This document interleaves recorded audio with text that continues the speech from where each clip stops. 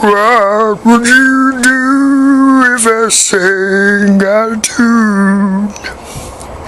Would you stand up and walk out on me? Lend me your ears and I'll sing you a song. I'll try not to sing out of key. And I'll get by with a little help from my friends. Yeah, I'll get by with a little help from my friends.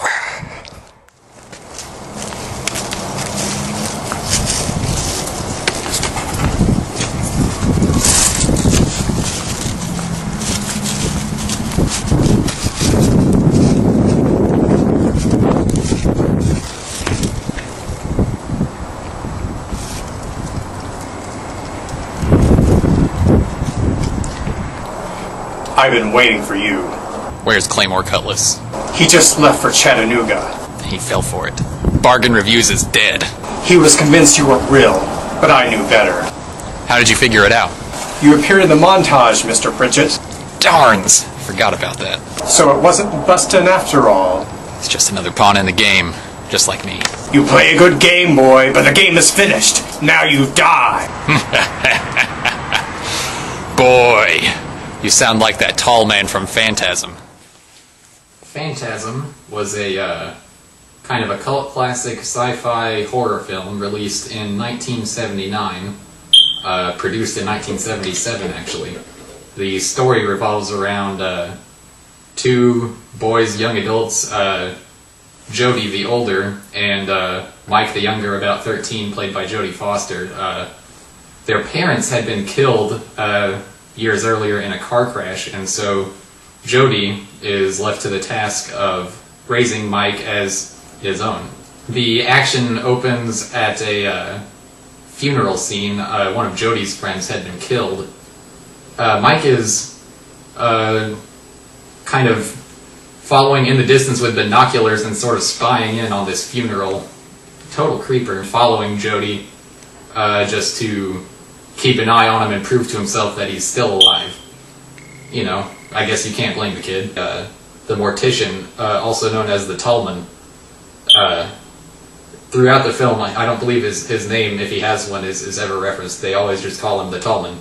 Single-handedly lifts the coffin of Jodie's dead friend and just throws it in the hearse like it's nothing.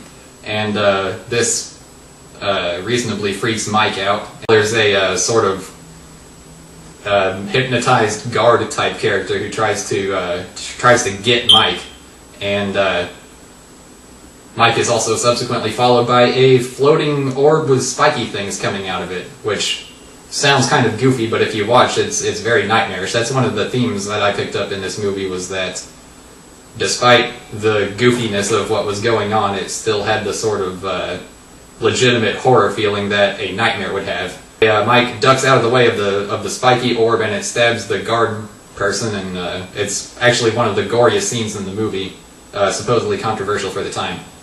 Mike escapes, but not without being noticed by weird Jawa-type dwarf zombie creatures, and apparently this is what Tallman is doing. He's capturing the dead in this town and reanimating them as zombie dwarf Jawas to do his bidding.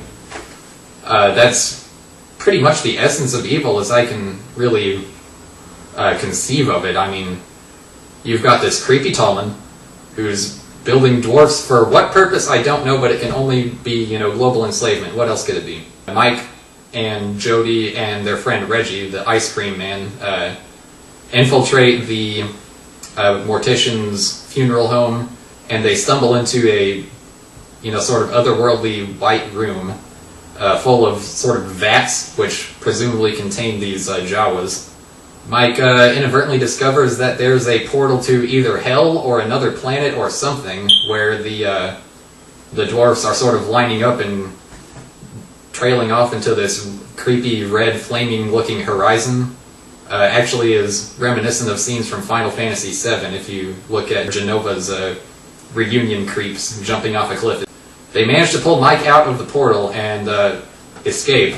Mike and Jodie manage to lure the Tallman into a mine shaft and bury him there and Okay, taken care of. No problem, right? So then Mike wakes up, and apparently this whole thing was a dream. And Reggie is there comforting him, saying, hey, it's okay, man. Jody's been dead. You were dreaming about Jody. And so apparently this entire movie didn't even happen. Which, in retrospect, is kind of appropriate given the nightmarish, sort of non-sequitur approach that the movie takes. You can kind of see the whole thing being a dream, but it's still not very satisfying. Of course, at the very end, they sort of twist the twist, and the Tallman ends up appearing out of nowhere after they had already disposed of the Tallman. It's kind of anyone's guess as to whether the events of the movie are even relevant, because it may or may not have been a dream, or a dream within a dream, or some sort of combination of dreaming and not dreaming, and who really knows for sure. It remains for the sequels to find out, I suppose. Now, as for the overall production quality, I'm not a film expert, so I can't say on that count, but the effects did appear to be, I would say, economical. They are effective for the sense of kind of terror they're trying to convey. At the same time, it's not any kind of technical marvel like Star Wars or something, and it's really not supposed to be. I think it was effective for what they were able to do. The soundtrack stands out to me as being especially creepy and appropriate. It seems to be a combination of the Doom soundtrack and, say, something from the X-Files, and it works out well. Tallman is excellently creepy, as he should be. He doesn't do anything necessarily outright dangerous or violent other than, you know, typical chasing, just trying to get you the way a villain would get you in a nightmare. But it's just the sort of ambience that he has that's very chilling. Overall, I was impressed with the movie, except for the ending, which was very annoying at the time. But then when I sort of heal from the scarring of that ending, I think, I'm interested to see what's next. Evidently there are 3 more movies. So, at some point, I suppose, we will find out. So as you can see, this is Endgame for you, not me. Who are you working for? I never saw his face. Bustin' Darns delivered my orders for him. Surely he had a name. The notes are signed Valion. That's all I know. Valion? The person who voted down our first bargain review. It's all over for that show. The funeral is about to begin, sir! Boy.